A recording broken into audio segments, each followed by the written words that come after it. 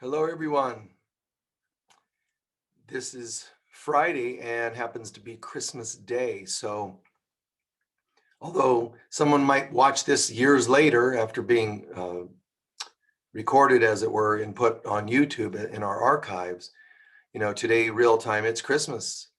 And hope you had a great Christmas Eve.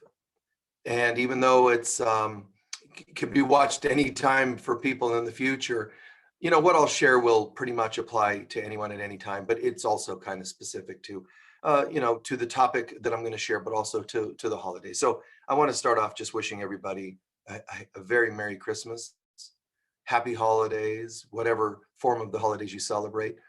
If by chance you don't celebrate the holidays, I hope you celebrate some form of holy days, some form of festivity, some form of joy in your life. In fact, I'd recommend to everybody as I'm getting started here, find at least one thing per day through the rest of the year, half dozen days left to feel joyous about, and not only joyous, I mean, think of the word jolly, but joyous, happy, just full inside. Do your best with that. And, festive, listen to your favorite music, listen to music that moves you, eat things that are delicious to you, just for these few days, try to get out of the have tos and the shoulds and the musts and so on and so on. I can't eat that and this isn't good for me. And, just relax. So try to spend a few days, it's the end of the year, relaxing. And, and then pick up all your tensions if you want after the first of the year. Okay. Just something to think about. Last night we at Unity of Sedona, we got all these cars and, suited them up, fixed them up with lights and drove around Sedona a bit. And I mean, we knew it was going to be Christmas Eve, so there's not like a lot of people out, but we still drove through a couple parking lots and around town here and there. If you live in the village, we did say we were going to go to the village, but we changed plans. The village is kind of an extension of Sedona, but 15, 20-minute drive away. And we didn't because there were so many cars and it was hard to get them to keep up with us, so it was like, let's not, because with the length, we had people getting, lost in traffic lights that were just, minutes, like seconds behind us. So we thought if we do a 20-minute drive, we'll lose them all, but anyway, it was fun. It was really fun. And it was beautiful, the lights and all that, but just driving around and honking. And I hope if you guys are watching and you're, you know, that you appreciated that today we had our, any of you watched live, we also featured some footage of us having our great day today, Christmas Day. So we watch a movie, we get together and share stories. And I had that idea to do that because I had friends very often through the 90s and 2000s. Now and then a friend or two or a group of friends would come and visit in the holidays, and we would all just get together and be able to have spiritual family, which was so unique. So when I moved to Sedona, I decided to extend that and bring that beauty, that fun, that good vibe. And I don't know how you grew up, but I grew up with a lot of seriousness in the household, and so holidays weren't really as joyous as they could have been or should have been. Everything was done under threat, so it was kind of a bummer. So when I found myself with my own life, I made a difference with my kids, brought them up differently with Christmas, and not just receiving gifts and the beauty of the holidays, but giving, in all the ways we could. So bring in some joy, man, some laughter. And people ask me, I want to talk a little bit about humor, humor and commitment. Let's talk about two things.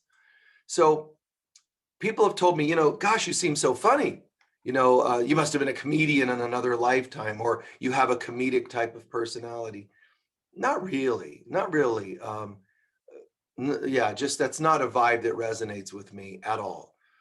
The reason humor tends to, let's call it, infiltrate my teaching or my teaching style is because this world is a joke. I mean, it is. Life on earth is a joke. It really is a joke because it's sometimes people would think of humor. Comedians, they play off things that are ludicrous, whether it's serious, um, about things that are ludicrous in politics or wherever, whatever other category of life, or just things that are funny, kind of things like just humorous views of things. This world is ludicrous. It's ludicrous to think that a holy child of God can leave heaven, go to earth, and live in hell for 1 billion years. It's ludicrous when you think about it. It's tragic, which some humor is based on the tragedy, of life. But, look at it, guys. You can't leave heaven. It's funny to think you can. But to think that a holy child can be sinful, have karma, have debt, have to go to hell because they misbehaved.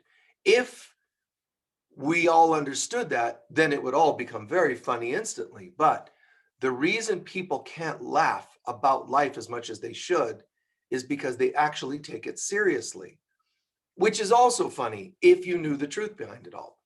But I remember a very frightening horror movie of its time. Back in the probably 50s, it was filmed. And it involved, it was called The Fly. I've never seen it, but I know some of you have, and then you saw a remake of it probably. But the original was considered quite terrifying to some people. But the actors filming it, where there's this creepy kind of moment where this creature's crawling up, to eat somebody or whatever. And the two actors that are playing this, and I can't remember if it was Boris Karloff and another, but whomever it was, they were talking about this scene that people are like, oh my God, in the cinemas. The actors are talking about how they kept cracking up. They kept laughing, cut, do it again, and then having to do it again. They were cracking up. When, you see people putting on makeup, actors, when you understand, when you're on the crew, it's harder not to laugh because you remember, oh God, I remember when we were putting the makeup on that horrible creature and we were cracking jokes, or I remember you remember, I put on all his makeup, but then his nose fell off and we were laughing so hard. But other people just saw the creature, the creepy looking, whatever it is. That's what it is. Our divine selves look at this and go, wait a minute, you couldn't afford to pay rent, which to us is very harsh in this life. You couldn't afford to pay rent. Wait, but your father is the king of the universe and you're a prince and princess. You were given a credit card called consciousness that could afford anything, and you decided to pretend that you could be broke and couldn't afford anything. If it doesn't sound ridiculous to even do it, it has to sound funny, and I know it's next to impossible for people to actually get the joke, because it all seems so serious. I mean, man, look at the pain people seem to be in, but this life is a joke. And another way to say that is politics, medicine, relationships, science, religion. It's all a joke. And if again, there's two ways to perceive it as a joke. And one is because you can see it's funny to think that we would give up our identity and play a role in a horror movie called Life on Earth. And I know some of you don't see it as a horror movie, but because it has moments of happiness. But most horror movies start off that way too. Couple out for a picnic and they're joking and nice little drive, and then things go horribly wrong. Something happens. They pick a, former graveyard, a sacred site to have their picnic, and some spirits think of it as, you shouldn't be on our land and we're going to now destroy your life. So there are happy moments even in those kinds of movies, generally speaking. But anyway, I know people take it seriously, and I'm not telling you to make yourself laugh at things. I'm saying go ahead and enjoy things that are more obviously funny and have some fun in life. And then also learn to laugh at, God, remember, this and that, find ways to laugh. You know, when someone says to me, um, you know, I married 6 times, you know, and they're having a private session and they're very sad about that. And of course, when people are sad, I work with them on that level. I don't make fun of sadness. But at the same time, there'll be a point maybe in the session where somebody says, "Oh, yeah, I was married, you know, 6 times," or I've slept with 500 people," just making up a number. Um, there's going to be a point. Maybe I'll say something like, "Well, look, you know, you know, you can't sleep with everybody on the planet. Not that you haven't tried, but you know, help them to laugh at something that they felt so shameful about. You see, laughter is interesting because even the body movement, the ha ha ha, you know, that movement, that vibration is actually very healing. It opens up muscles that would otherwise be tense. It opens up consciousness that would otherwise be constricted. So, you know, I know that for some people it sounds offensive to say these kinds of things and irreverent. And I'm fine to for people to think that I'm irreverent. But it only tells me that a person would only be offended if they don't get the joke. And that's sad. So fine, let's get back to serious counseling then. Let's get back to some serious speaking, you know, as a teacher. So when I'm doing a talk, I can be talking about Jesus, the second coming of Christ consciousness. I could be talking about ascension. I could be talking about healing the deepest wounds of life, whatever the topic. This happened organically. I don't think about it. I never consciously think about it, but it happens where there's a vibe in the room where people are starting to go, whoa, and they're leaning forward and engaged and wow. And sometimes they're the magnificence of this speaker. Michael, whoa, wow, this guy is amazing. And then all of a sudden, this funny, odd observation of life comment comes through and people laugh. And what they think is, wow, that talk was really deep and it was also funny.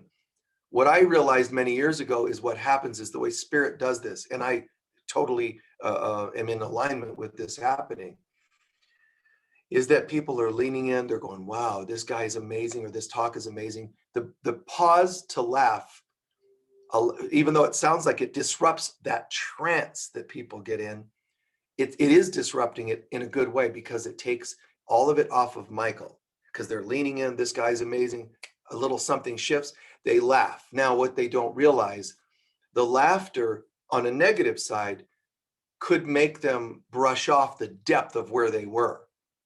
It can tempt a person to go, oh, okay, you know, but what it's meant to be doing is now break and integrate the material, not the person. Take it off of this guy's amazing. And now they're laughing and they're looking at each other and they're elbowing each other. Oh, that was funny. See, it breaks the trance from the teacher being the object of the conversation. I saw many, many years ago that that's what was happening when people are going, wow, that's so amazing. And I'm like, well, yeah, you know, they're going, you know, the laughter. And I thought, I just looked inside and asked, you know, why is that, by the way? And that was a very clear, beautiful, perfect answer. And it makes total sense because it's not supposed to be all the wow of the teacher. It's not supposed to be that at all. There's nothing wrong with feeling some of that, but it's nice to go, boom. And it's also nice, the second purpose, as I said, it's a break to integrate. So the laughter causes the breath, the diaphragm, the breath, the lungs, they're breathing like that. But what's happening is that rapid breath of laughter and the opening of the diaphragm helps them breathe the moment, the vibrations in the air, to breathe them in more deeply, believe it or not. Another way to do it would be something deep happening, pause and just say to the audience, everyone, please take a deep breath. That would also be another way to do it. But that would keep everything from deep serious to deep breathing, deep serious teaching to deep breathing, which would be extraordinary for the depth of the teaching. So it's just as valid as the other. But for me, it seems that Spirit wants me to use it that way, where it's also keep things light. Because if we only go depth,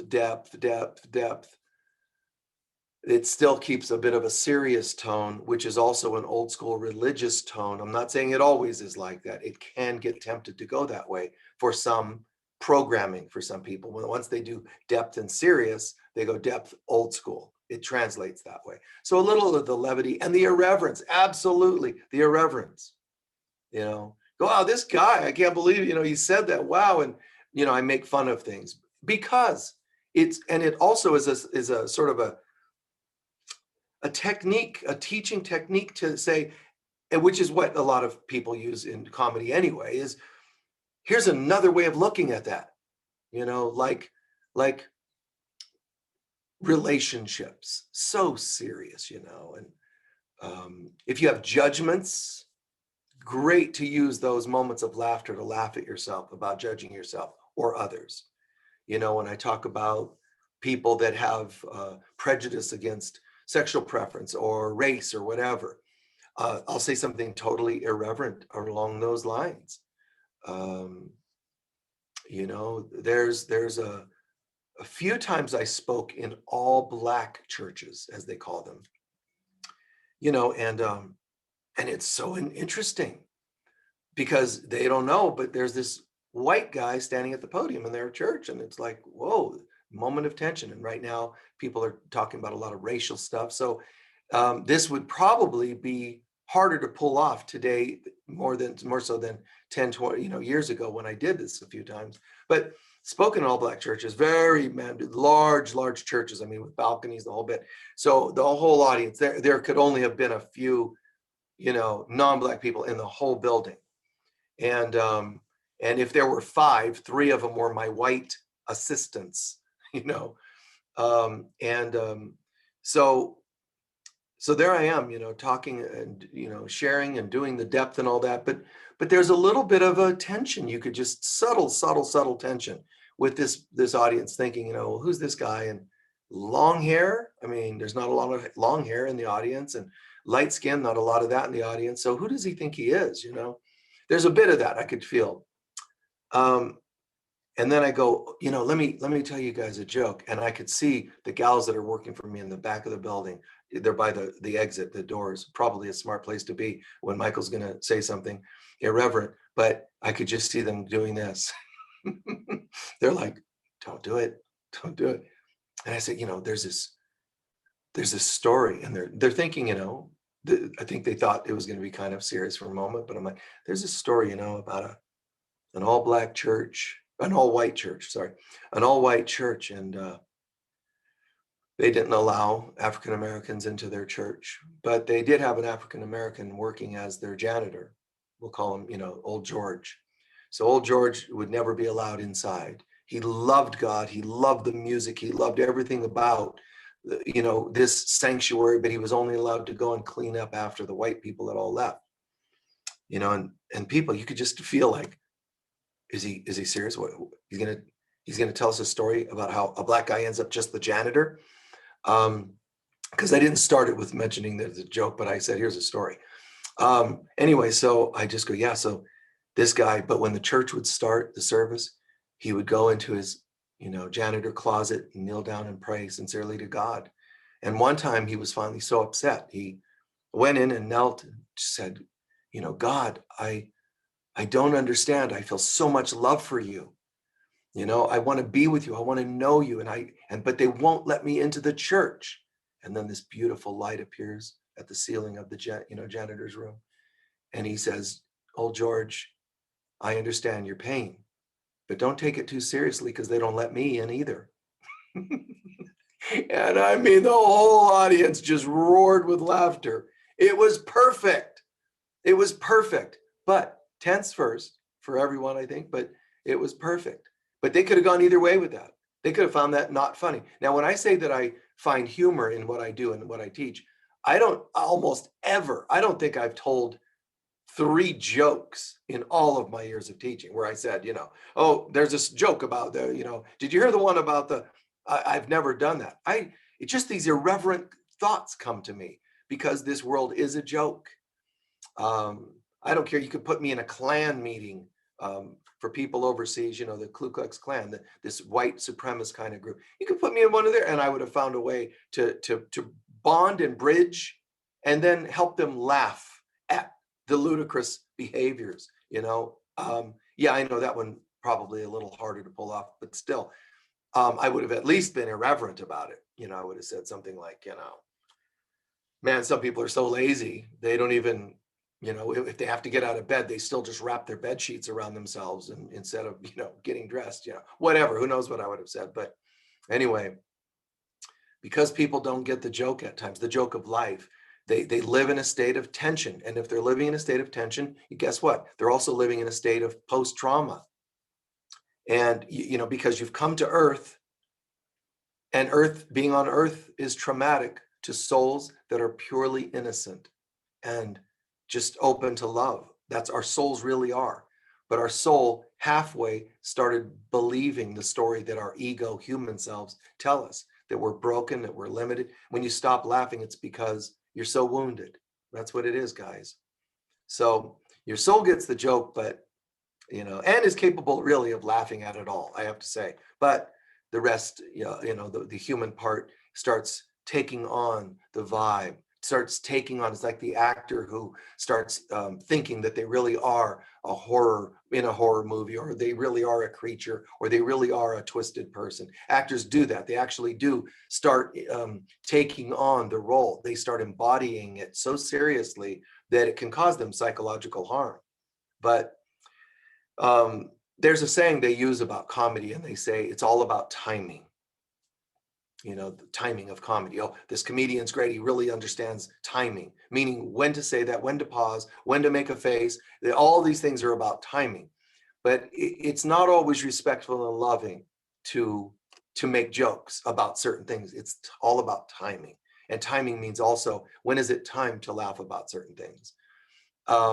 Someone's abuse is just being exposed, now might not be the time to bring up those memories and work with them on that level with any kind of levity about it, of course.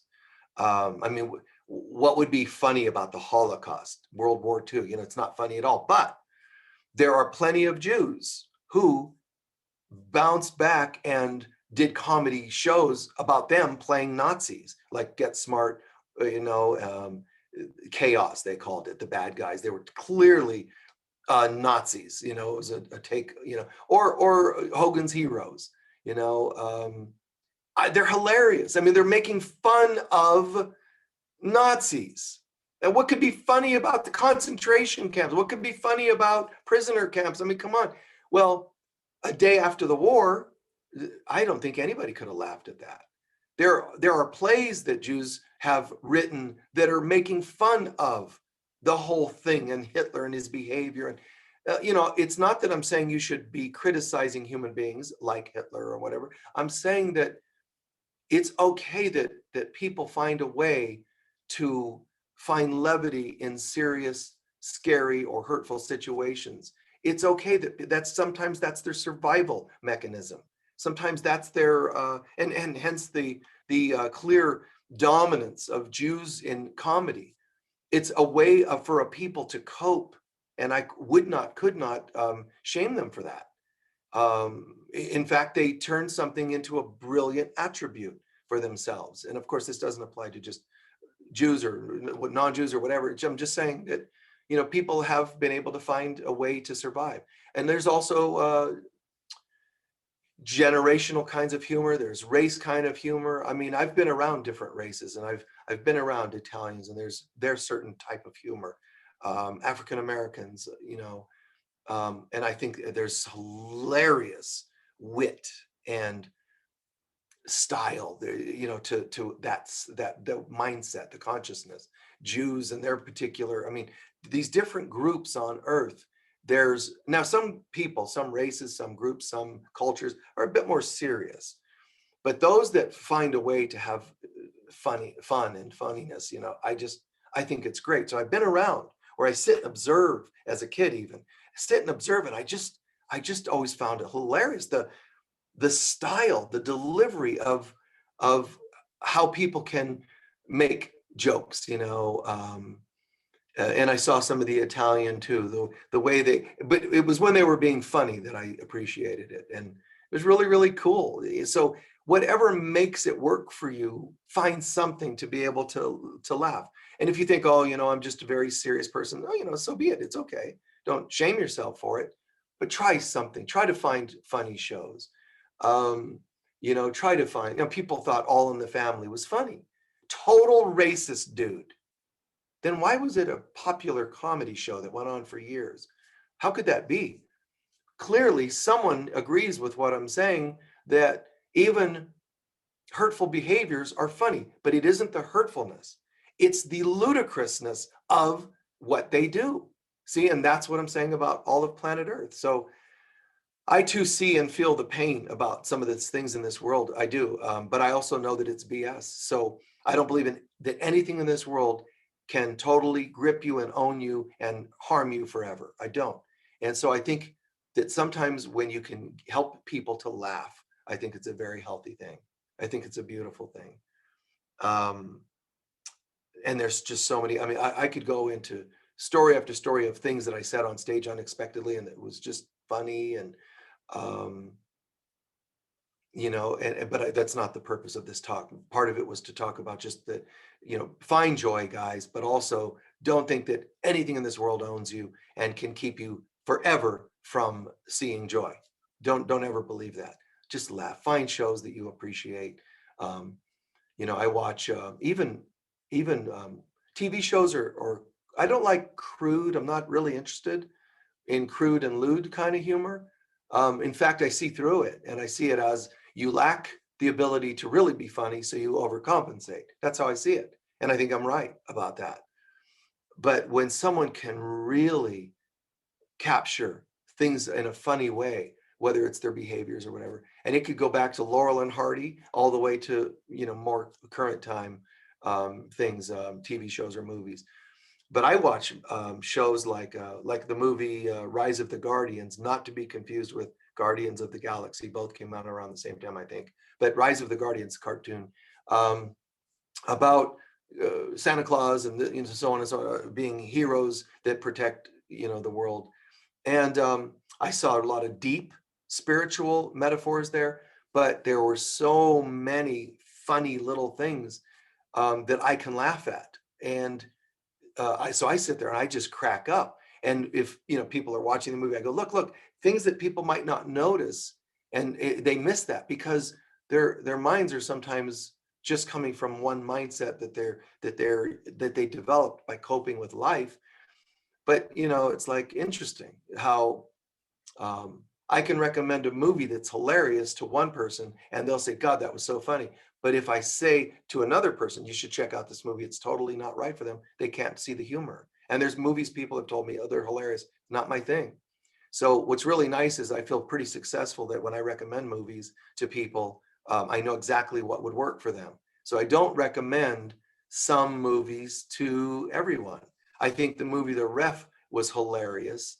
A couple of things I didn't think were funny, but overall, it's fast and subtle, the things that are in there. But I wouldn't recommend it to everybody because I can see certain people I know that sit them down, have them watch the movie, and it's happening too quickly for their mind. So it passes before they caught what was happening, those kinds of things. Anyway, so just closing, I want to also comment on commitment. So make a commitment this year towards love and your opinions of God, Jesus, or me, or anyone else. Commit to having fun. Try to commit to a bit more levity, a bit more lightness, but you have to make room for it sometimes. So think about, if I have tensions about men, I'm not going to think Michael's comment was funny. If I have tensions about God, Jesus, this or that, or races or whatever, I'm going to be more shut down, living in post-trauma. So just come out. The movie The Barbershop, it's probably the only movie I suggested, which I didn't totally suggest it was just a half suggestion, to a couple of friends and asked them to watch it. They sat there. I don't think they laughed once. It's not because of prejudice. It's the type of delivery in the movie, the culture, the Black African-American kind of style and humor. And I mean, it's hilarious to me. The movie, Oh Brother, Where Art Thou? It's too fast for some people. There are so many weird subtleties. It's hilarious, but you have to be able to see it. And some people, they're serious, or they don't get, because slang's being used that they don't get, whether it's Oh Brother, Where Art Thou, or the barbershop. Neither had vulgarities and so forth. So it's really interesting to me, the styles of people, but make a commitment to see light, see levity. See, levity is a form of light. There's a play off that word. The light of God can become levity. Lighten up, ease up, relax. So instead of trying to play it safe with all, in all relationships and, with God and this, try to come out, try to trust a bit more. We should make a commitment and swear that we will not let anything change our opinions of God. So if you start saying, well, Michael's really helped me feel a closeness to Jesus, let's do right now, as we're closing and afterwards, think about this. Make a commitment, just you and your prayer time, to Jesus, to God. I am going to commit that if ever I did have fears of you, God, I'm going to commit that they're unfounded. I'm going to commit to finding lightness and levity in my own life, yes, but I'm also going to have some levity with you, God. You never were serious, God. You never were out to get us. You never were trying to send us to hell. And it's kind of funny that I ever even thought you were. But commit not just to seeing the lightness, commit to your relationship with God, meaning commit to the goodness of it. That's what I'm asking you to do. If you like Michael Mirdad, commit. And I've never said this to anybody, but try this. If you like me, commit to it. And then don't let anything ever steer you away from that. Not just me. I'm going to say I'm one person. Do it with God, Jesus, Michael, and anyone else that you you respect. Try to hold that respect forever. It's not easy as much as you might think. It could be, I really like Michael, and then Michael makes a comment you don't like, and now you hate Michael, and you're never going to listen to him again. That's fine. People do it all the time with all teachers and all that. But I'm saying to you, consider making this with God first, perhaps Jesus second, perhaps the Holy Spirit or Divine Mother. Those should be easy if you're watching a program like this. If you start to think other things, lighten up, because none of these characters, Jesus and Christianity taught me, shut up. Just laugh at it. The Christians are nuts when they tell you you're going to go to hell. They're nuts. Jesus has nothing to do with that. So laugh at it. Hey, Jesus, oh my God, Michael said the Christians are all nuts. That was so funny, but I take it seriously because you're part of that. No, Jesus isn't. He's like, oh, give me a break. I'm nothing to do with you going to hell. Okay. Nothing to do with that or those teachings. So laugh with Jesus about stuff. Laugh with Jesus when you say, oh, Lord, I was so upset when I looked in the mirror and I saw new wrinkles today, and oh my God. But laugh with him. Laugh with him. Say, oh yeah, but you don't understand. You died when you were 33. You didn't have wrinkles yet. He'll laugh with you. It's okay. Be irreverent about it all. I swear it's okay. And find a way to then expand it from God, Trinity of God, let's call it, to the Earth Mother. I can't laugh with you, Mother Earth, because we've demolished you in so many ways. But laugh a little bit. But trust in her. You know what? I love you, Earth, but I fear an earthquake. I fear a tornado. And stop.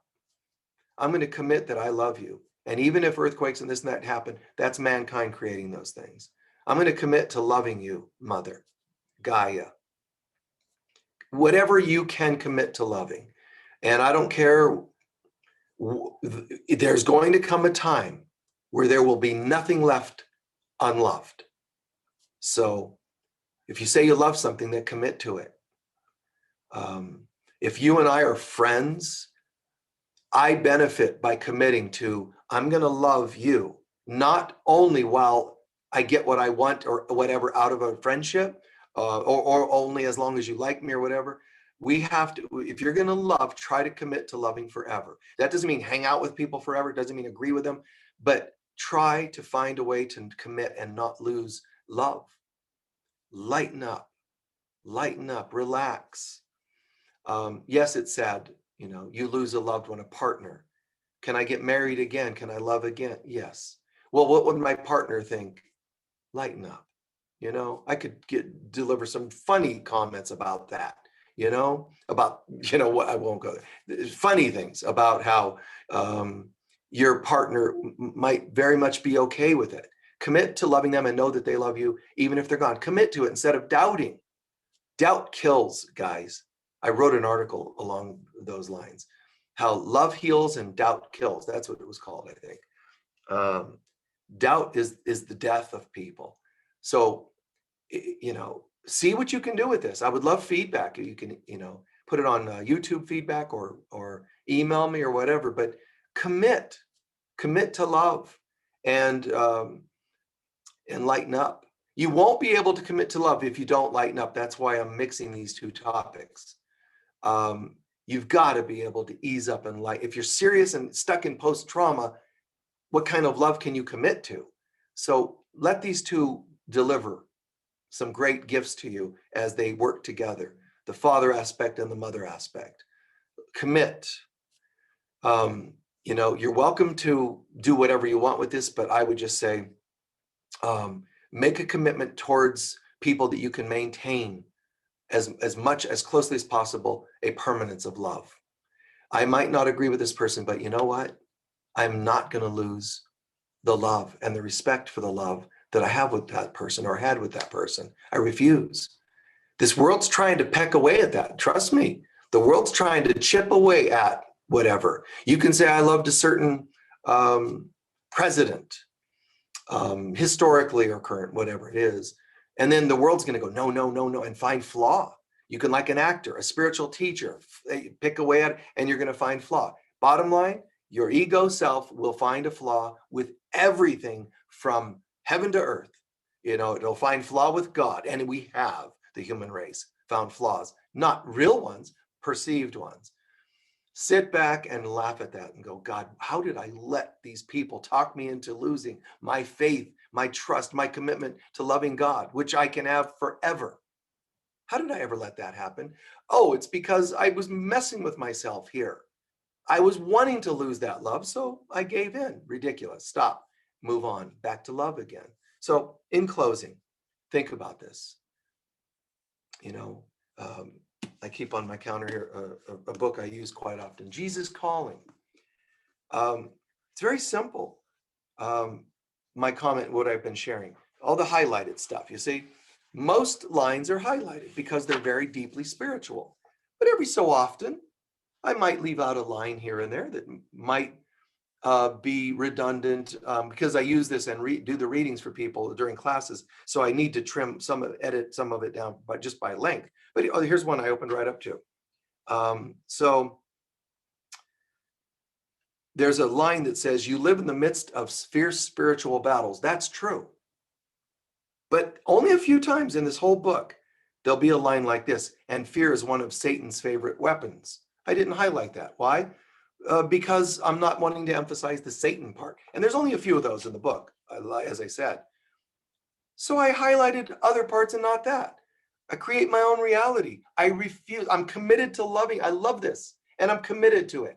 I love you. I love you too, Michael. Yeah. Okay, so I love this, and I'm not going to break my relationship with the book. But it said, negative Satan words. It sounds very fundamental Christian. Only a few times, and I don't care, because in every relationship, there's acceptable casualty rates. There's acceptable challenges. Okay, it happens. So create more relationships that are 80% great. Don't pick away at the rest, the 10, 20% that are off. Something's going to be off here and there. You might totally love somebody, but you might not agree with their hairstyle. Who cares? Go for the love and commit. But if I tell you, do this with everybody right now, it's too much and it won't be taken seriously. So your mind won't actually shift. I'm saying start with God. The obvious things you think you can trust and love and commit to, God, Jesus, whatever, Buddha, whatever you think you can love. If it's going to be including teachers, Gandhi, Mother Teresa, great. Keep showering it downward. Take it from the top of the pyramid, keep showering it downward. Who else can I trust? And can you bring it to living humans? Start with Michael or someone like that, spiritual teacher, say you're Joel Osteen, you watch on TV and go, wow, I really like that guy. Try to keep committed to that love. And if you hear some gossipy, ridiculous thing, don't let yourself break the commitment. Don't go into the garbage. Go back to the love. See if you can pull this off. Start this as a New Year's resolution. I'm committed to love. And then maybe keep a journal with who you can add to your list. See if you can't get up to 10 people, 12, one a month by the end of this next year. Should be easy, God, Jesus, and the Divine Mother. There's 3. That should get you through 3 months. Can you pull it off? But consider this, guys, please. Laugh at some of the stuff in between. I laugh at everything. I just think this world's just, when I say everything, category-wise. A friend passed away, and somebody was talking about, the sadness and all that. And I made an irreverent remark about it. We all laughed, and so would the person. If they were in the room with us physically, they would be laughing too, because it was funny. And it was a way to break the ice of this tense, somebody passed away kind of thing. Now, mind you, I'm not saying there's anything wrong with being reverent in that moment, respectful. I'm totally for that. But there's also a time where it can be funny to think about certain things and certain ways of putting things. So, just something to take with you, please. And I mean it. Consider a journal where you reserve a page or 2 where you can add names to people. I am committing to loving them. If you end up scratching their name out or erasing because of some trauma that happens, just remember, this isn't because there isn't God in them. It's because I'm too wounded. So I'm going to take their name off because I'm too wounded. If, Joel is teaching and you don't like it, or some other teacher on TV, fine. But it's going to be harder for most human beings to make this commitment towards people they interact with. See, if you go with Joel on TV only, Michael, who's always online with you guys, and you see my day-to-day life, it's going to be harder for you to hold that commitment to me than you would Joel. It'll be harder for any human you see or interact with than, say, Jesus, perhaps. It's easy to say, I love God, but it's not so easy to bring that love right down to human interactions. So, I find this to be a beautiful topic. I pray that it's making sense to you, that you can apply it. Like I said, for me, I've worked with so many different kinds of people, very hurtful, aggressive people, and very obvious victims of those types of people, victim being used in the standard term, and I feel for all of them. And I've seen the toughest break down and cry. So I know that we're all in this together, and there's no better or worse people, but there's a right way to reach certain types of people. Some of the hardest people can be reached with a little levity and lightness versus scaring them straight, as it were. But I find things to be funny. Sometimes I watch a horror movie, and I just laugh at how cheap it can be. I don't watch horror movies, don't get me wrong, but if some people have watched these kinds of things, and it's so obvious, like the makeup, and so I just find these things silly. Every kind of thing. I mean, there's people I've worked with, in porns and, porn movies, and I know these people, and I talk to them. So all this is acting, and people take it, they go, oh, it's so steamy and wow. But it's just acting, and all the, oh, baby, it's silly and kind of funny. But people are like, oh my God, those movies are terrible. And it's just, everything in this world is a joke. It's just a joke. People beating each other up over a Cabbage Patch doll in a department store is stupid. It's just kind of like, you got to be kidding me. All of it's kind of funny. I'm not saying it's funny to hurt people. I'm saying that the world's kind of ridiculous. So I've been with people, and they present these kinds of things, or they're watching certain movie. You should watch this, and And I don't know if they get surprised, but I crack up at some of these things, and you know, they sometimes don't understand why Michael would laugh at, a movie that's seemingly serious. I'm not saying I sit around and crack up at serious movies. I'm just saying certain types of things people wouldn't think are funny. And I can see the lightness of it. I've watched little documentaries about sea life, marine life. And I think it's funny sometimes the things fish are doing and the way they interact with each other. I mean, there's a cuteness to some of it. So there's a light everywhere. You just have to find it and lighten up with it. But try out the commitment thing too. Commit to good, commit to love. Please find someone you say, no matter what I'm ever seeing or hearing, their hair out of place, they're this, that, the other, I'm still going to commit to loving this person. And then you've got what's called a holy relationship. One day it'll happen that you'll have a holy relationship with everyone. You have nothing left that you can't let go of and lighten up with. So do what you can, guys. God bless you. And any of you that feel that towards me, oh my God, how much thanks could I give that you would find me to be someone in your life that you could say, I'm committing to loving this person as a soul and maintaining that. But don't get to me first. Don't get to your partners first, your husbands, your wives, your partners first. No, I would start with God. Get those out of the way. The ones that you really say, you claim, you believe in. Get those down, write them down, have that commitment, and have it forever. Then start adding spiritual teachers, perhaps, or school teachers you remember and love. To this day, thank you, those that were so kind to me. Wow, I am committing to you being one of my only, first holy relationships. That school teacher from 3rd grade, I am right now committing. Nothing will change my opinion of you. And you just added another to your list. Do it. When you're not doing this, your soul's trying to get you to do it. Trust me on that. Even though you might not know you're wanting to do it, I'm telling you, you're only on this planet for this to happen. So do what you can to create all holiness in all your relationships. Blessings to you all. Join us anytime for Friday Spiritual Insights. 5:30, every Friday. I don't think we've missed a Friday ever since we started this, but it's every Friday for years now, and it's free. You can please consider making donations. We appreciate it. It's how we, pay the bills, but it is freely given. So God bless. Many blessings of thanks. I wish you all a great new year, but we'll see you on a Friday before the end of the year. All right. I think so. All right. We'll see you. Bye-bye.